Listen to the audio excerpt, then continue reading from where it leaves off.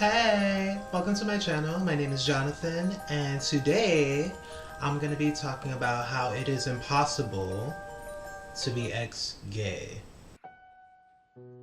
Now, there's plenty of cases where there is people who believe that they're gay and then they realize that they're bisexual later, because sexuality is extremely fluid, it's extremely diverse. It's not just a stereotypical this is this, 2 + 2 = 4, right?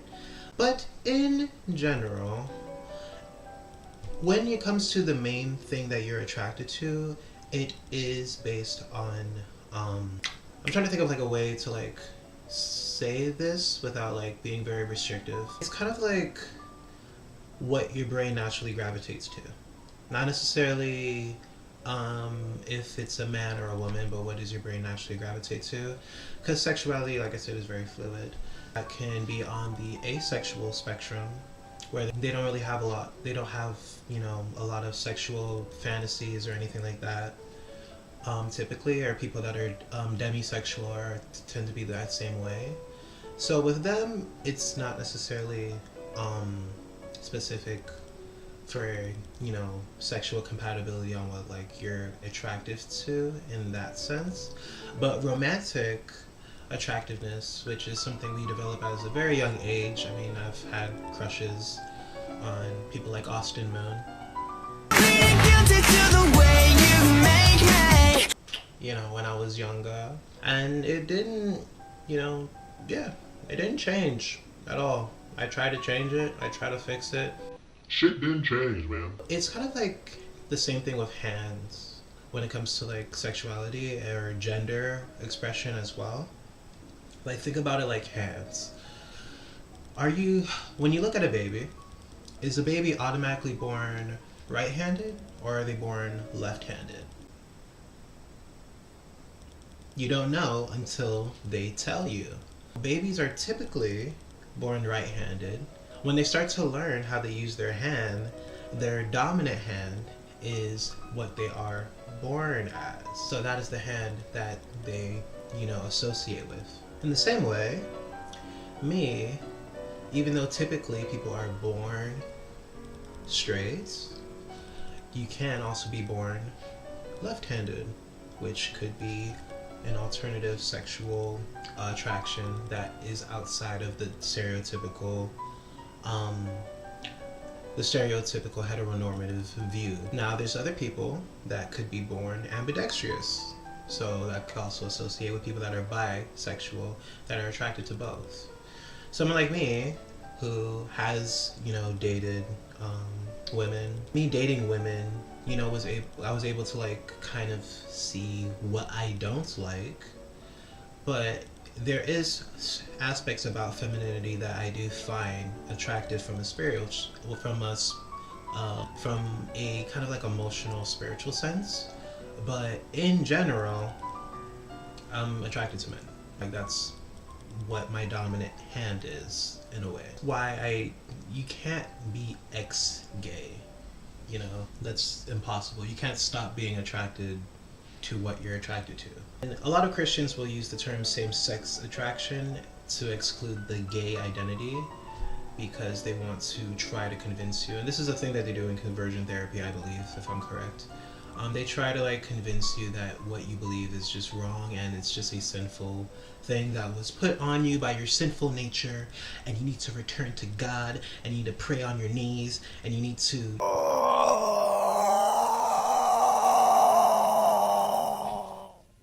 Jesus Christ, you know, be able to fight that gay urge that you can't fight. You just can't fight it, girl. Get out the closet. The closet is made of glass. We all see you. The Christians do use that terminology when it's, you know, trying to convert people that are, you know, gay, and they try to like get them out of their attractions. Some of it is just fear tactics to scare you, because, you know, the gays are going to hell. Am I right? Darling! When did I last see you? Was it Babylon Pride? So we have to scare them, you know, and terrify them. That's what we have to do in order to make sure that they go to heaven with all these straight, annoying white men that claim to be Christian.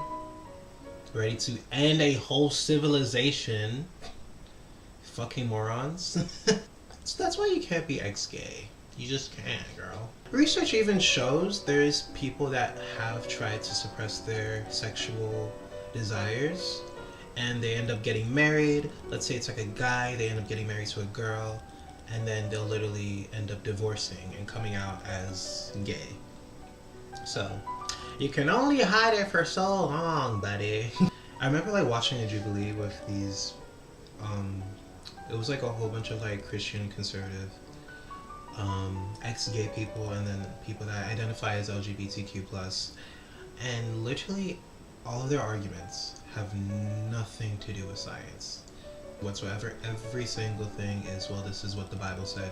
There was even an intersex person that was there that openly said that she has De La Chapelle syndrome, which is pretty much primarily caused by the translocation of the SRY gene to the X chromosome, right? Yes, to the X chromosome, and it leads to like infertility, all sorts of different things. But she was there, and the guy literally saw her, like, and said pretty much, I don't care, I don't believe in no intersex nonsense, none of that. It's like, I think there is scientific basis behind being born in the LGBTQ community. There is like so much scientific basis for someone like myself, and we've existed since the beginning of time, but the media never platformed someone like myself. Like, I can't name one famous intersex person, and I'm an intersex person. There's no internal sex organs and non-fully developed sex organs. So when I was born, I basically had a partially formed phallus, but I did not have testes, did not have ovaries, I didn't have any prostate, anything like that. And so when I started going through puberty, I never got very masculine, I never got like a lot of facial hair, but I did grow breast tissue naturally. So like, what do you say to someone like me who's like walking around with breasts, but you know, I literally was never gonna be able to father or mother a child. There's a lot more to the conversation than just like penis man, vagina female, to a male because I have certain male, or I'm a woman and I have a beard. I still feel like what's between your legs, what God has created you. God created man and woman. There's no, I don't see any intersex. I don't see any of these things in the Bible. Wow, that is That's the word of God. tremendously dismissive. girl, she's right in front of you. Like, so it's like, and I remember even like looking at that and just be like, what do I need to like show you that not everyone is just 2 + 2 = 4?